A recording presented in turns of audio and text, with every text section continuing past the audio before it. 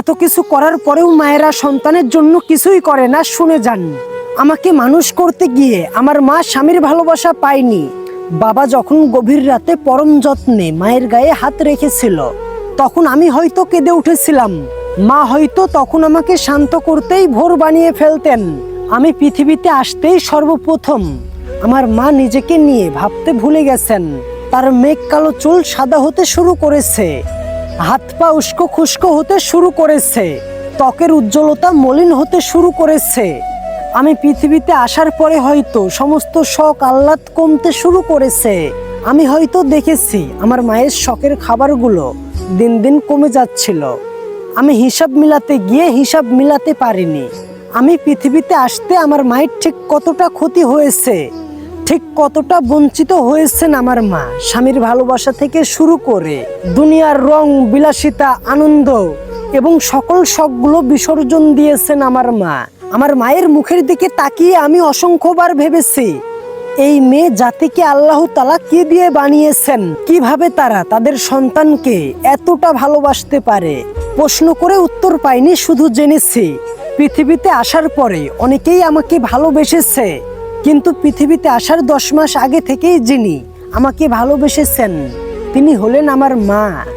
আমরা কি কখনো এমন করে ভেবেছি বা ভাবার সময় পেয়েছি, মা যিনি বিনা স্বার্থে আমাদেরকে ভালোবাসেন, মা একমাত্র আশ্রয় যেখানে সমস্ত দুঃখ কষ্ট আনন্দ লুকানো যায়, ভাগ করা যায়, মা যেখানে আমার জন্যে এক বুক ভালোবাসা থাকে। মায়েরা এত কিছু করার পরেও কেন সন্তানের কাছে প্রিয় মা হতে পারে না? আর কি করলে আপনারা মাদেরকে ভালোবাসবেন? আর কি করলে মাদেরকে আপনারা বৃদ্ধাশ্রমে রেখে আসবেন না? মাকে কখনো জড়িয়ে ধরে বলেছেন, মা আমি তোমাকে ভালোবাসি? কিন্তু অন্যের মেয়েকে জড়িয়ে ধরে তো ঠিকই বলেছেন, আমি তোমাকে ভালোবাসি। মাকে কখনো 10 টাকার খাবার জিনিস কিনে নিয়ে গিয়ে বলেছেন, মা নেও এটা তোমার জন্য এনেছি? কিন্তু অন্যের মেয়ে বলার আগেই তো তাকে ফুচকা পপকর্ন এইগুলো খাওয়ান।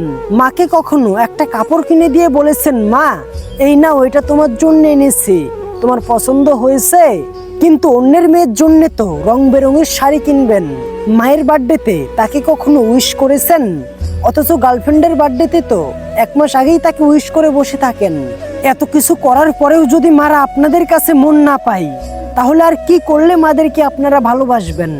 আর কি করলে আপনারা মাদেরকে আলাদা করে দিবেন না?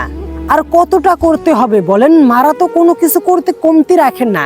মারা শুধু একটা জিনিসই চাই, যেন তার সন্তানের ভালো হয়। কিন্তু আপনি কি কখনো চেয়েছেন যে আমার মা ভালো থাকুক? নিজের কাছে নিজে আগে এই প্রশ্নগুলো করে দেখেন। যদি ভালোবাসতেই হয় তবে মাকে আগে ভালোবাসুন, অন্যের মেয়েকে না।